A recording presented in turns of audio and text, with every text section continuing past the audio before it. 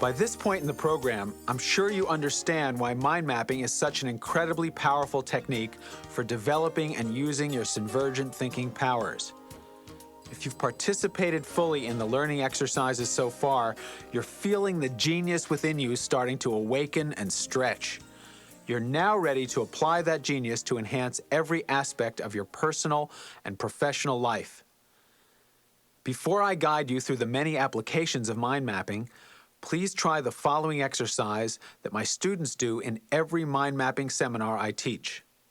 Make a mind map of all possible uses of mind mapping. Start with a picture in the center of your page that represents the idea of mind mapping for you. And then let your associations flow, printing individual keywords on clearly connected lines. Set a goal of generating at least 25 uses.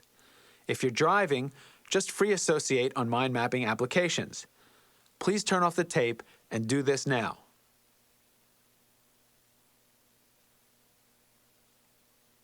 What kind of uses did you generate?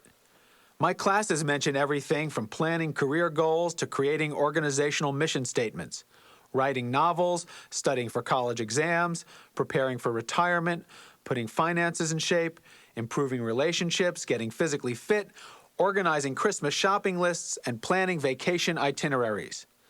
The answers are as varied as the individuals. Mind mapping applies to every aspect of life, including health, finances, relationships, self-development, and career management. Just as it's impossible to think of a word that you can't associate with set, it's equally challenging to name something you can't mind map. From the cosmic to the trivial, if you can think it, you can mind map it. Let's begin with the relatively cosmic and apply mind mapping to your overall life goals. To get the most out of this exercise, I recommend that you create a brain-nourishing environment and devote at least 30 minutes. Here's the exercise. Imagine that you've just come from the doctors with some very traumatic news. You've developed a non-contagious, symptomless, terminal disease, and you have just 5 more years to live. Being a courageous, unstoppable personality, you've decided to live those 5 years fully and to use them to achieve your major life goals. You can expect to feel vigorous during these years, so ill health will not affect your ability to achieve results. You decide to make a mind map of everything you want to do in those 5 years to express your top priorities in life. Stop the tape now and map out your goals for the remaining 5 years of your life.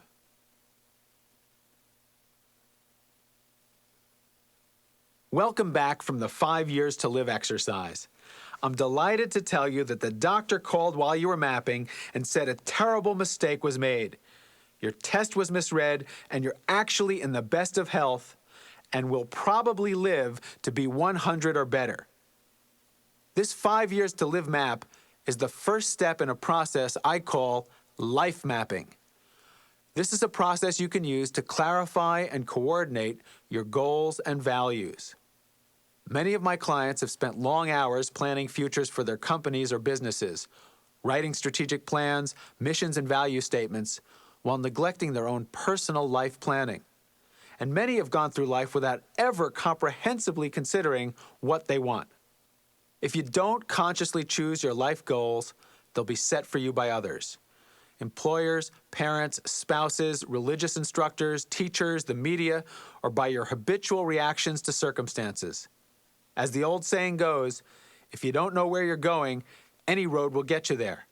Of course, we all consider our careers, our finances, our relationships, and our values from time to time.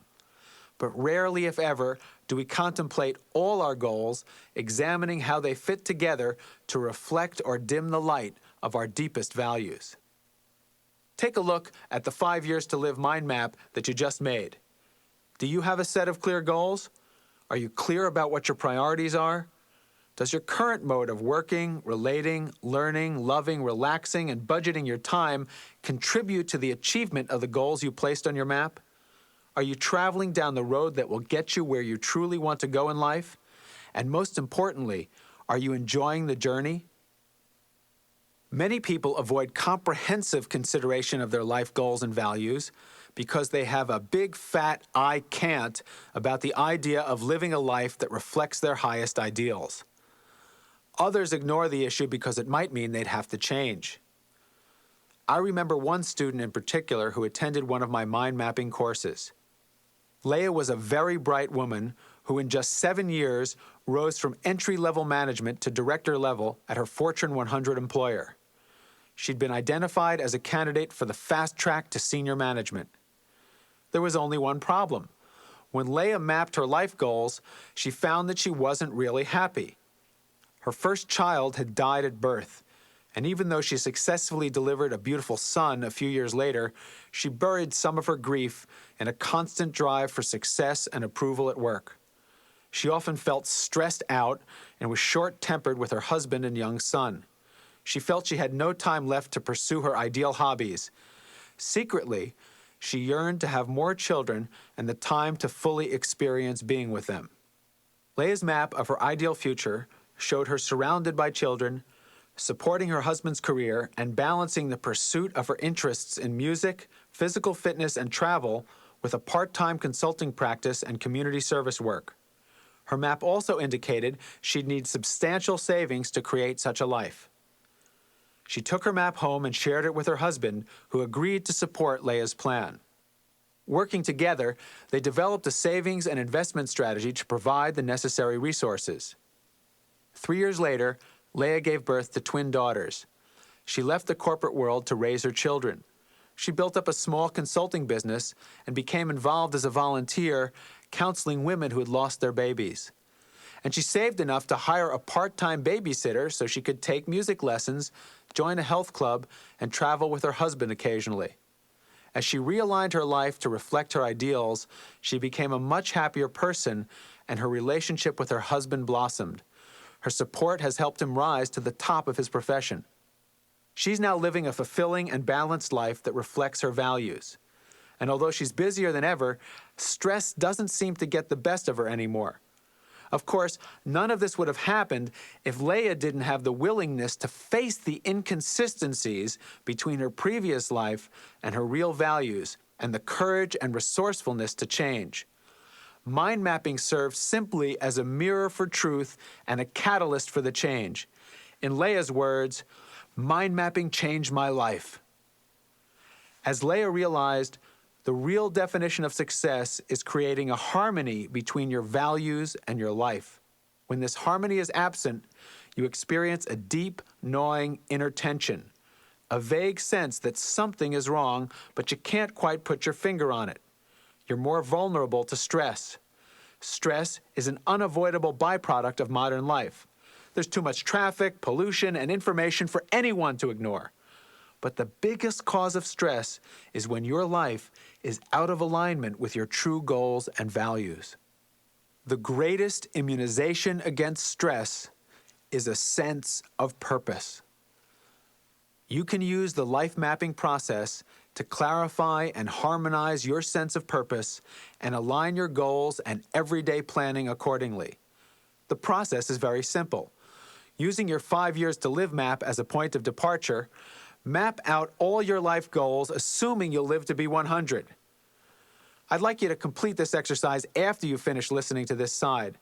Life mapping is such a vital exercise that I don't want you to feel rushed at all. So I'll explain the process now, and you can set aside time to create your life map later. Begin by drawing a picture in the center of the paper that represents you. Use at least 3 colors to create a bold image. Remember, abstract art is fine. From the central image, extend lines out and print keywords, one for each of your life's major areas. For example, your major lines might be family, career, finances, spirituality, health, hobbies, community service, friendships, learning, and so on. At the end of each line, draw a vivid, multicolored symbol that represents that area of your life. By representing your major life goals in images and symbols, life mapping encourages you to visualize what you really want, to see a clear picture of the life you aim to create. Branching out from each of these images, print the keywords associated with each area. Keep branching out until the general key concepts move into specifics. For example, from your line on finances, you might print keywords like security or abundance. Continue mapping until you define what these words mean to you. How much money do you need to fund the pursuit of your goals? Put down an actual figure. Then, in another color, map out your thoughts on how to create the financial resources you'll need. When you finish your map, look at all your goals and strategies. Are they supportive of each other or do they conflict? For example, if you aspire to success in a job that requires you to travel constantly, can you have the close-knit relationship you want with your family? If there are conflicts, then look for strategies you can put into play to make your goals more compatible. Can you, for example, aspire for success in your company on a slightly different track that will permit you to stay home more? Is it possible to bring your family with you? Note such unifying strategies on your map. Be sure to examine your map for your unexpressed priorities. Do certain associations appear again and again on different branches? Consider what this may mean because it can reveal deep hidden needs you didn't know you had. One student of mine noted that variations of the word freedom appeared on several branches of his map. After a considerable amount of deep reflection, he realized he felt trapped in a rigid, conservative career he'd followed to please his parents. In truth, his real desire was to be his own boss. He subsequently opened a small business and became a successful, freewheeling, and markedly happier entrepreneur. After you've made your initial life map, you may wish to make separate maps on each of your key areas in order to be more precise in crafting strategies and action steps. After looking at your goals and strategies in detail, make a new map that incorporates your revisions. As you work through the life mapping process, focus on each of your goals and ask yourself, why is this important to me? What are my true priorities? Is this goal ecological? Does it fit with all my other goals? And how do my goals reflect my life's purpose? As answers to these questions emerge, you can modify your map accordingly. Keep your life map on your wall at home or in the office. Reflect on it a few times a week, perhaps during brain breaks. As the days and weeks go by, refine and develop it further. Contemplating your life map on a regular basis will keep you focused on your true life path. One of my clients was so inspired by the life mapping process that he had his life map color copied, reduced, and inserted as the first page of his personal daily planner. On the second page, he made a collage of photographs that represented his values. He was a devoted Christian and family man, so he included a picture of Christ and a photo of his family. Ambitious and focused on excellence at work, he also included a snapshot of himself sitting behind a big desk in a beautiful office with the title Executive Vice President on the door. In addition, he's committed to abundance and to actualizing his ideal hobby of yachting. He had a picture taken of himself wearing a captain's hat while leaning on a magnificent yacht. Each morning, as he reviewed his schedule for the day, he was reminded of what he valued in life and what he wanted to achieve in keeping with those values. I haven't heard from him for a while, but if I decided to track him down, I might start by looking in a yacht marina somewhere in the Florida Keys. You can also incorporate time management into your life map by setting timelines for the completion of your goals. At the start of every week, make a mind map of what you need to accomplish to remain on track with your life goals. You can color code each of your major life areas, thus giving yourself weekly visual feedback on how you're doing at achieving life goals and balancing your priorities. Then, at the beginning of each day, take a few minutes and map your daily activities. Mapping your day can be particularly helpful when you're feeling overwhelmed. Mind mapping's free-flowing, nonlinear form offers a much more appropriate means for tracking and organizing the many facets of a challenging day. Stephen Covey offers some excellent advice on time management in The 7 Habits of Highly Effective People. Covey takes a powerful approach to time management and prioritization by dividing daily activities into 4 quadrants. Quadrant number 1 includes activities that are urgent and important. This quadrant includes crises, emergencies, and time-sensitive projects. Quadrant number 2 includes activities that are not urgent but are important. such as planning, cultivating relationships, creative thinking, education, brain breaks, and self-renewal. Quadrant number 3 is for activities that are urgent but not quite important. For example, a lot of phone calls, meetings, reports, and interruptions fall into this quadrant. The 4th and final quadrant is for activities that are neither urgent nor important, such as reading junk mail, mindless television watching, and general trivia. Covey emphasizes that effective people organize and execute around priorities. He calls this putting first things first. Many of us spend too much time in quadrants 1, 3, and 4, and not enough in quadrant 2, the category for important but not urgent activities, such as making your life map. Obviously, to be effective, we need to minimize activities in quadrant 4, reduce quadrant 3, and balance 1 and 2. You can see how easily these quadrants can be adapted to mind mapping simply by representing each one with a different color. If you want to see how you've done at prioritizing at the end of the day, highlight each item you've completed in the color that represents the appropriate quadrant. You might choose blue for 1, yellow for 2, green for quadrant 3, and orange for 4. If your map is awash in orange and green, there'll be no denying that you missed the boat. On the other hand, if you've done a stellar job at addressing your priorities, the blues and yellows on your map will celebrate your achievements.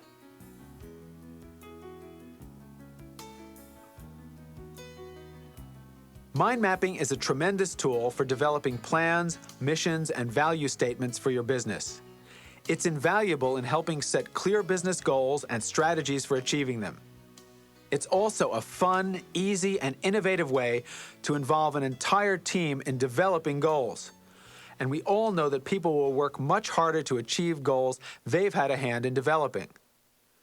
Here's how mind mapping revolutionized the planning process for one client of mine. The client, a vice president for a multinational computer company, took his senior team on a retreat every year to work on a 5-year plan. They'd go to a beautiful Swiss mountain resort and then spend the week locked in a conference room trying to hammer out their plan. Frustrated by their lack of progress and the time they missed on the ski slopes, they invited Tony Buzan and me to help them. We spent the morning of the first 3 days training them in the use of mind mapping and other state-of-the-art approaches to planning and creative thinking. Each afternoon, we gave the participants a 3-hour ski break. They were having a great time, but on the evening of the 3rd day, the big boss came to us and said, "Look, we're having a delightful week, and everything we're learning is really great, but we haven't gotten any real work done. Frankly, I'm worried." We reassured him and began the next morning by asking each person to mind map their personal version of the plan. We created a brain-nourishing environment, playing classical music and giving them regular brain breaks.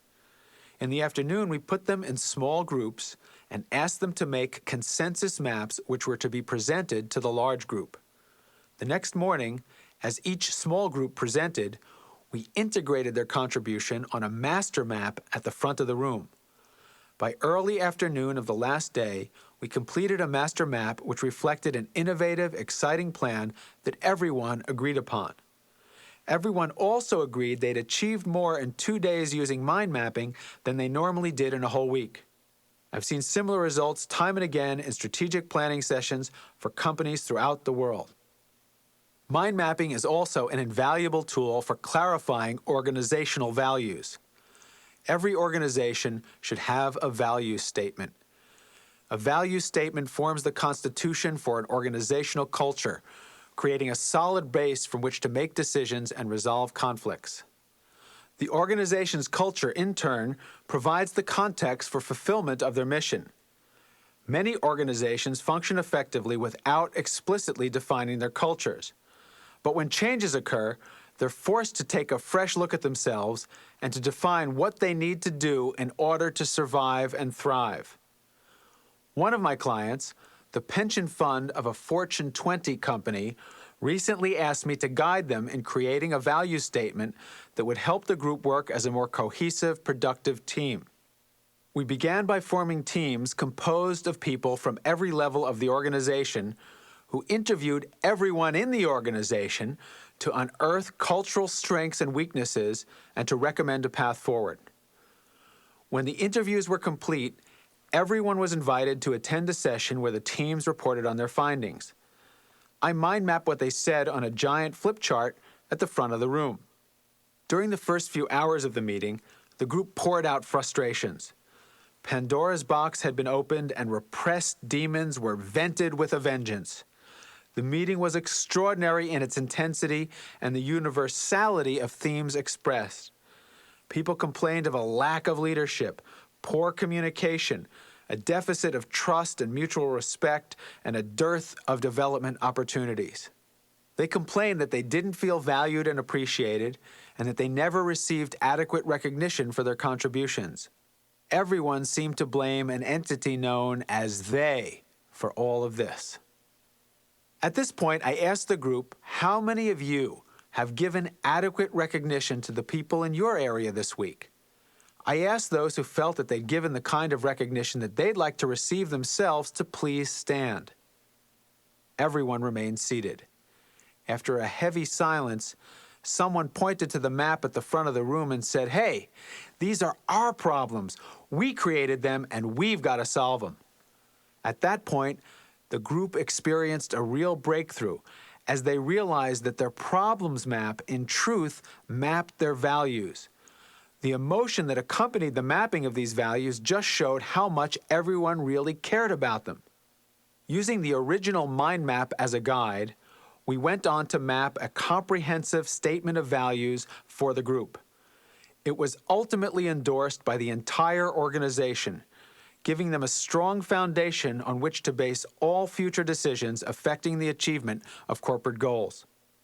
Of course, a value statement alone doesn't create a utopian culture, but it can bring a group together in an unprecedented way and dramatically improve the members' ability to work together to produce results. Any organization will be greatly strengthened by taking the time to state its values in writing. Mind mapping can be used in yet another way to strengthen your organization and to improve your chances for personal success. It's a marvelous method for detecting and tracking trends that may affect you both personally and professionally. In our rapidly changing world, you need to know what's happening. The sooner the better.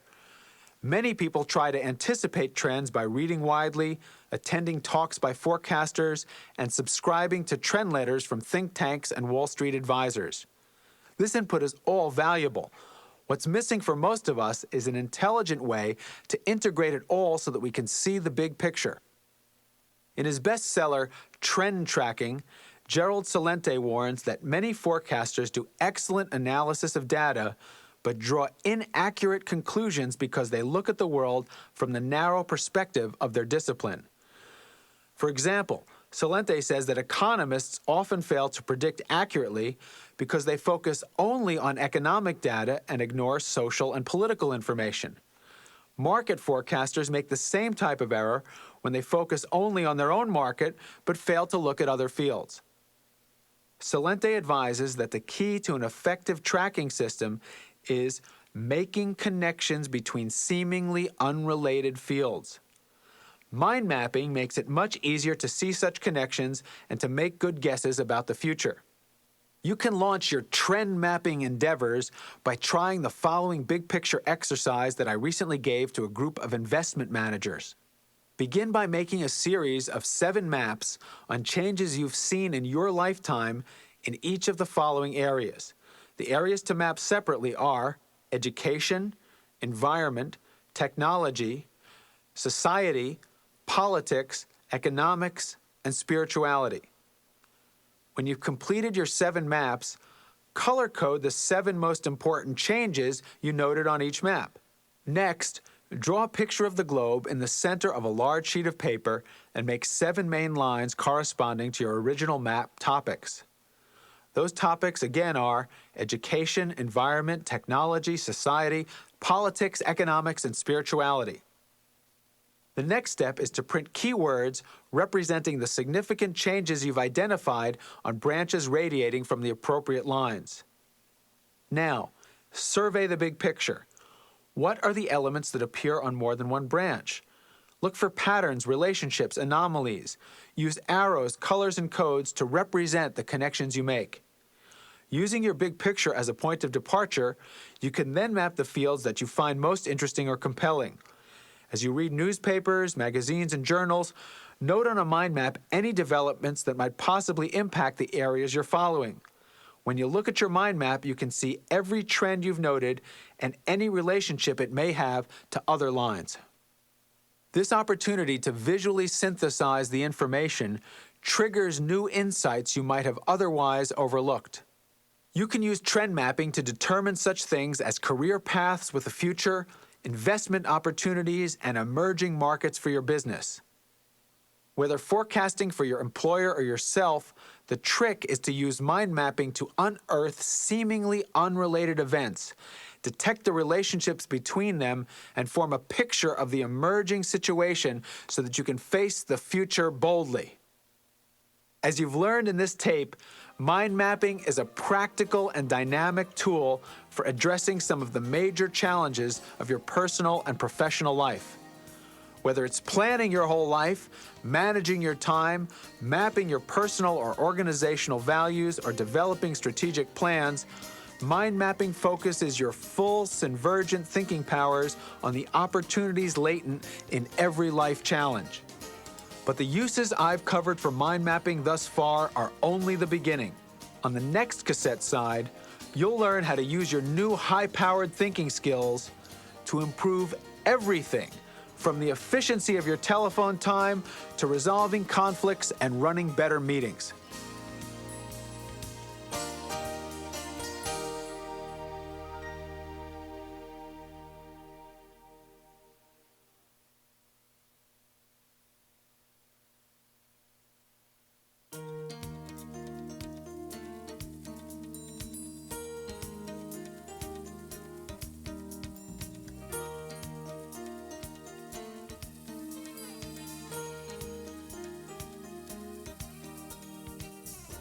In the previous tape, you learned how to apply mind mapping to achieve a fulfilling, balanced, and productive life.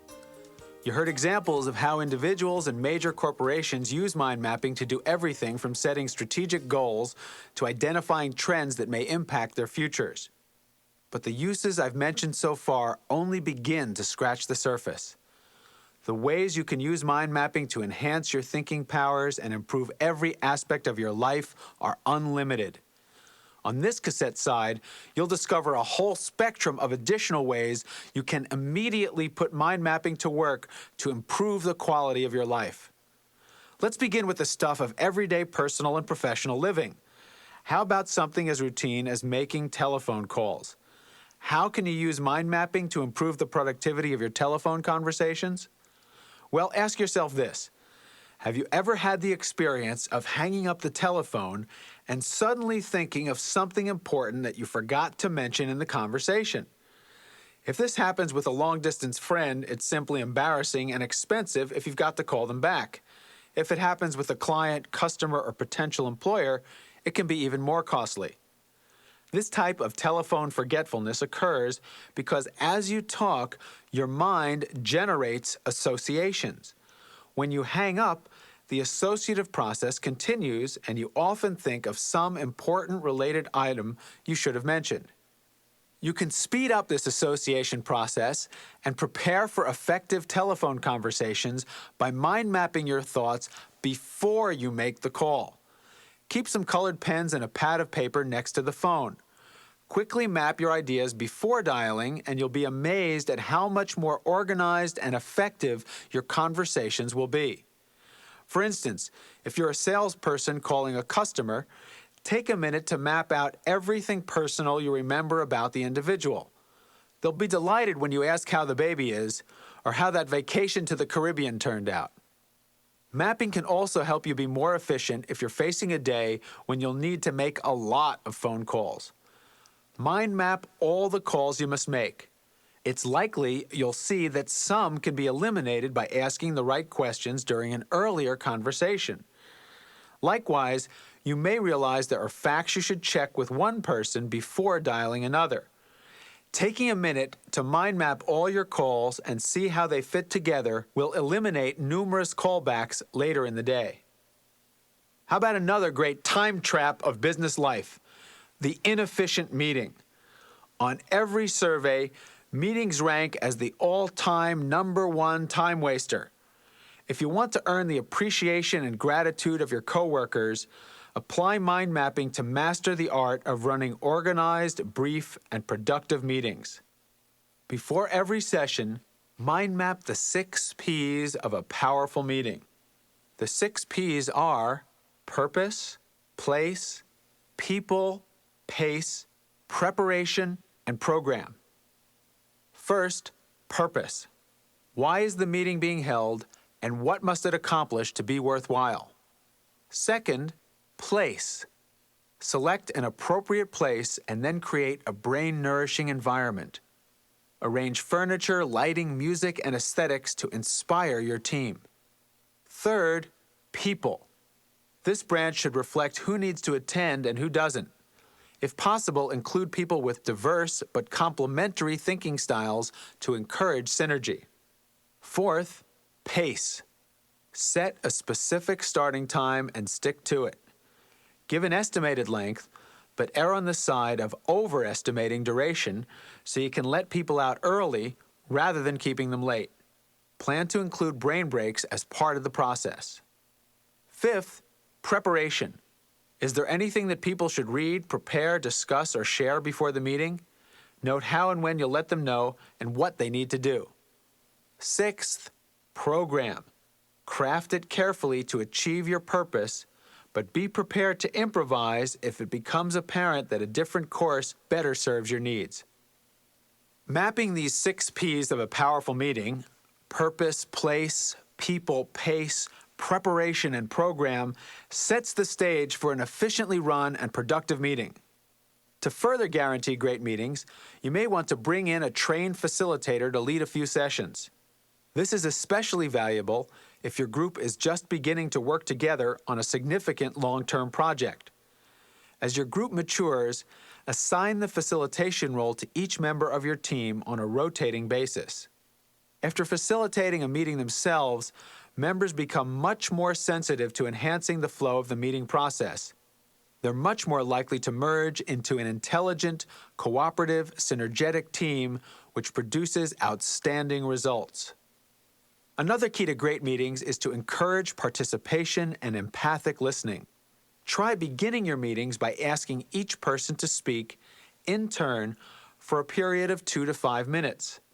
Encourage other members to apply their best listening skills so, if called upon, they can accurately reflect back the viewpoint and feelings of the speaker.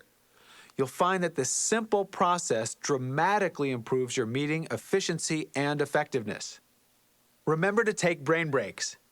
Under the Rambo theory of management, meeting productivity is equated with duration, and the ability to control one's bladder serves as a perverse badge of courage.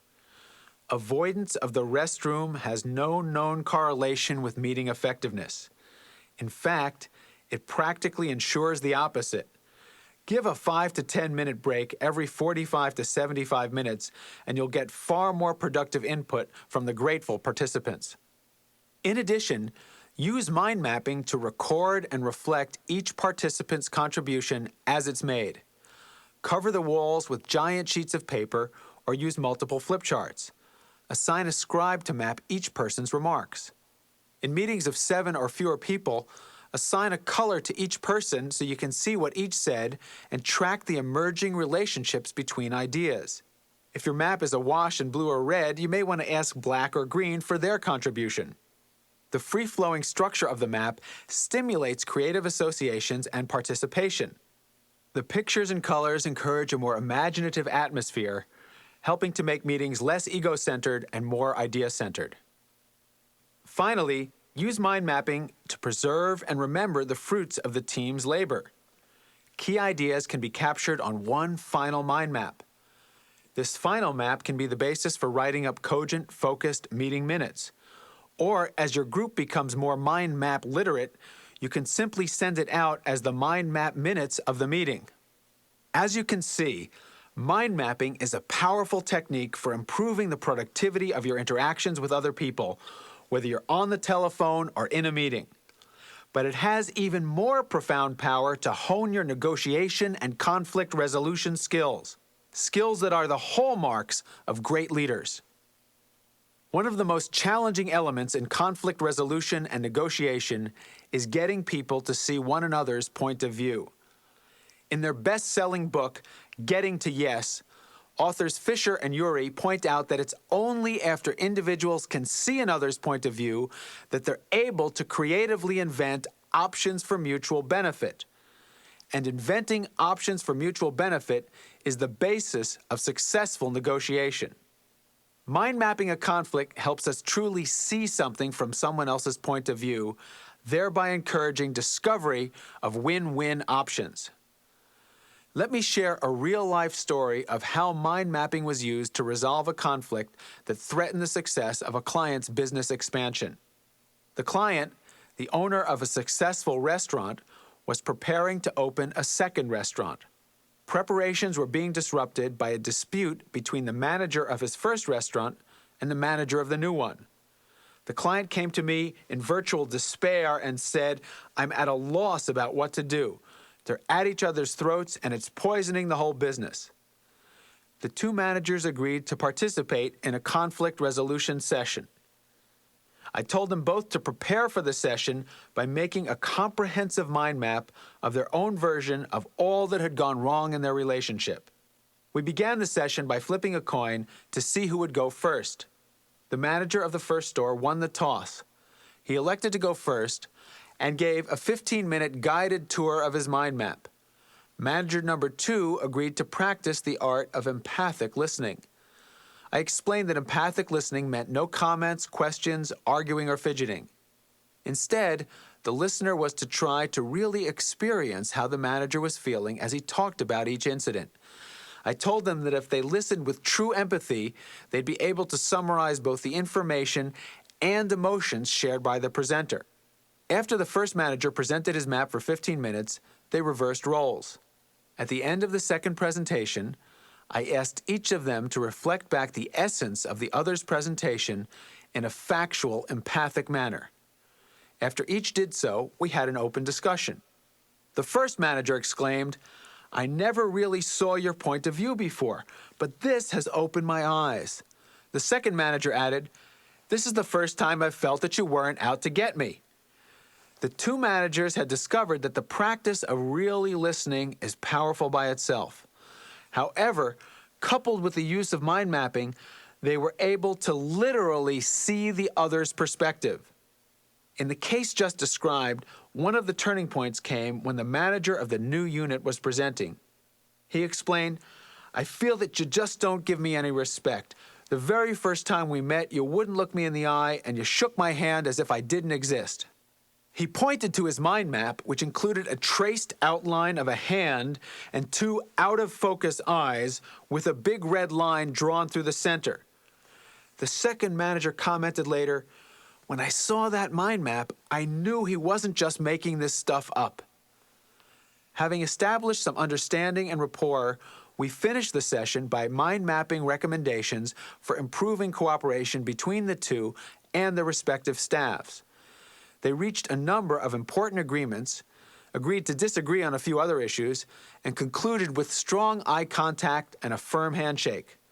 Although they never became best friends, they were able to work together successfully to launch what's now a thriving chain of restaurants. As in conflict resolution, mind mapping can be used effectively to view the situation from the other side of the negotiating table. Before a negotiation session, mind map the other party's perspectives and goals in one color on a large sheet of paper. Then note yours in a different color on the same map.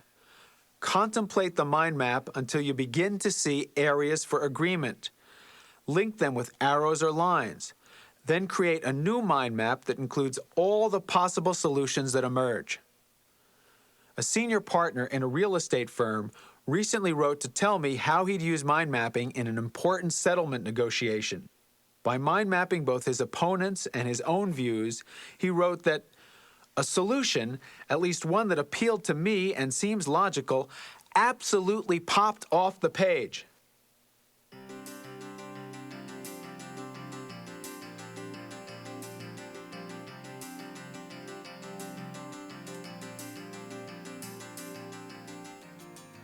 So far, we've discussed applications of mind mapping to some pretty serious issues in life. Planning life goals, creating value statements and strategic plans, predicting trends, and conflict resolution and negotiation. However, mind mapping adapts just as well to enhancing activities you engage in for fun and relaxation. Take, for example, planning family vacations. If you have children of various ages, you've probably experienced the great battle over what shall we do on vacation. The little ones are fixated on building sand castles at the beach.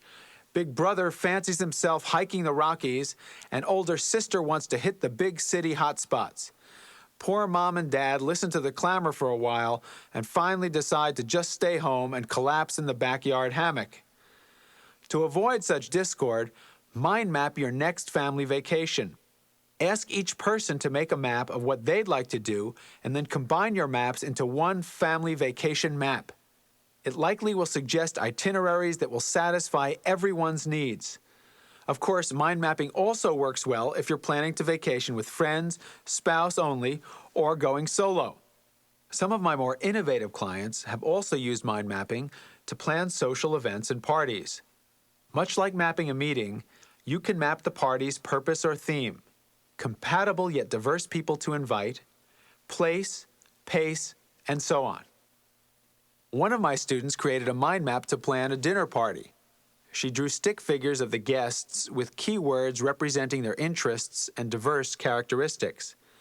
She made simple illustrations of the menu items and wines she planned to serve. Her mind map was so beautiful that she had it color copied and used it for placemats, whereupon it became such a great conversation starter that it contributed even more to the success of her party. Mind mapping can also be used as a conversation starter with another very important person, your inner self. Here's what I mean. Ever have a day where you're in a terrible mood but you don't know why? Or perhaps, like most people, you feel anxious or troubled by some nagging doubt you can't quite put your finger on. Next time this happens, get out your mind mapping materials and have a free-flowing, spontaneous conversation with yourself. Take a large sheet of paper and draw an image in the center that represents your feelings. It's likely, by the way, that this image will tend towards abstract art. Then turn yourself loose and begin putting associations on paper as fast as they come. Don't edit yourself in any way. When the associations start to slow and you have a sense of having gotten it all out, step back and take a look. This process is cathartic and often yields insights into what's really troubling you.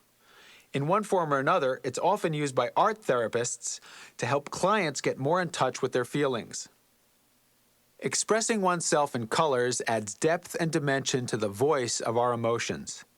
Although certainly not a panacea for all that ails you, mind mapping your inner voice does help clarify your feelings and frequently produces significant insights. An example of how effectively mind mapping can help us discover our true feelings occurred during a public seminar I led in Washington, D.C. some years ago. The participants were primarily human resources and training directors. Among them was a woman known as the queen of local pop psychology, whom I'll call Louise. Clothed in a flowing red dress with a bright red carnation ablaze atop her big auburn hair, Louise was a formidable Southern belle. She was one of those people whose body language is so powerful that it affects everyone in the room. I didn't need to be a body language expert to recognize the distress signals from her angular posture and sullen expression. Something was definitely bothering her. When I took her aside and asked if I could help, she sighed loudly and said, "I hate mind mapping." Well, I told her to forget about the mind mapping exercise that the rest of the class was doing. Instead, I asked her if she'd be willing to do a special mind map, one that expressed her feelings on mind mapping. Fortunately, the idea struck a responsive chord. Louise proceeded to make one of the most striking mind maps I've ever seen. First, she drew a purple tunnel crawling with green spiders in a black vortex. Then she began scrolling keywords like fear, confusion, anxiety, death. Almost immediately, her mood visibly improved as her posture and expression expanded. When I asked for a progress report, she beamed and proclaimed, "I love mind mapping. It was just my resistance getting in the way." So when y'all feeling your resistance getting in the way, try mapping it out.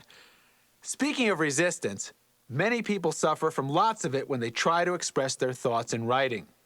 From term papers, journals, and reports to love letters, articles, and poetry, writing can be one of life's most useful, rewarding, and enjoyable activities. But for many people, it's an arduous, grinding, and painful process. Many of my students have told me stories of using mind mapping to overcome their resistance to writing. These born-again writers revel in channeling their creativity and self-expression through the written word. Whenever I hear such stories, I chuckle with complete understanding, because my original passion for mind mapping was born when it allowed me to discover my own voice as a writer. When I was in the 9th grade, I was totally disenchanted with school. I particularly hated writing term papers and reports on subjects which seemed to have no relevance to my interests. This attitude was reflected in my grades, which were just passing. As I entered 10th grade, I decided that the price of resisting school was greater than the effort it would take to succeed. I began doing my homework, studying for tests, grinding out term papers. It worked. I became an honor student and was accepted by the university of my choice. In college, I expected that I would have the opportunity to explore my passion for psychology and philosophy. But most of my professors seemed primarily interested in my ability to parrot back the material from the assigned texts. This was particularly true when the professor was the author. So I found that I could succeed by participating actively in class and by constructing term papers, laboriously joining paraphrased quotes from required texts with the necessary ands, therefores, and indeeds. Having become adept at the academic game, I graduated with honors in 3 years with a double major in philosophy and psychology. I graduated knowing only one thing of lasting value. It was that I knew nothing of real value. Seeking sources of knowledge that were more authentic, I traveled around the world on the proverbial quest for truth. As part of my quest, I found a progressive university that allowed me to work independently on a master's degree of my own design in psychophysical re-education. The graduation requirements included completing a thesis of at least 100 pages. But when it came to writing that thesis, I was stuck. My attempts to outline thoughts ended in frustration. How could this be? At last, I was pursuing an area of passionate interest, and for the first time in my academic career, I was being encouraged to express my own ideas, yet I couldn't seem to get the words down on paper. Then, I learned mind mapping from Tony Buzan. I threw away my unproductive outlines and got out a big sheet of paper. I drew a picture in the center that represented the topic of my thesis. I began free associating, linking keywords with connected lines. My mind started exploding with ideas, and I covered the walls with mind maps. I consolidated these maps into a master map that seemed to emerge effortlessly. The main lines became the chapters of my thesis, which I wrote out in longhand. When I was awarded my master's degree, the chairman of the thesis committee exclaimed that he had never seen such an improvement in a student's writing. He wrote, "You appear to have discovered your own true voice." My thesis was eventually published and remains in print in 10 languages. All my books have been written from mind maps, although now I employ a more sophisticated process. I begin by mind mapping all my ideas just like when I was a student. But now, using my mind map as a guide, I dictate the text into a recorder and then have it transcribed to a computer for editing. If I get stuck or need to expand what I'm writing, I just go back to the drawing board and mind map some more. In addition to applying mind mapping to my writing, I use it to develop and plan all my speeches and seminars, to set goals and to solve problems. I use it to plan trips, social activities, budgets, and for making my daily and weekly schedules. My wife and I even applied mind mapping to plan our wedding. Mind mapping is an indispensable part of my consulting work with organizations. And as these organizations develop a critical mass of mind mappers, they make quantum leaps in their ability to work smarter, achieving previously unimagined levels of high performance. Although I've been teaching mind mapping 100 days a year for over a decade, my students consistently comment on my level of enthusiasm. They tell me it's as if I've just discovered mind mapping the day before. And in a sense, they're right, because every day I do discover some new dynamic way to use mind mapping to enrich my life. You'll find that the more you bring mind mapping to bear on the challenges of your life, the more you'll reap its benefits. The more you practice mind mapping, the more it trains you to be a focused, free-flowing, spontaneously organizing, logically imaginative, synergent thinker. Use it to plan, strategize, and organize. But most importantly, use it as a tool for discovering your true voice. On the last tape of this program, I'm going to show you how to use mind mapping to revolutionize your approach to creative problem solving. You'll also learn how to use mind mapping to design and deliver unforgettable presentations, to improve your study skills, and to remember anything you want to remember.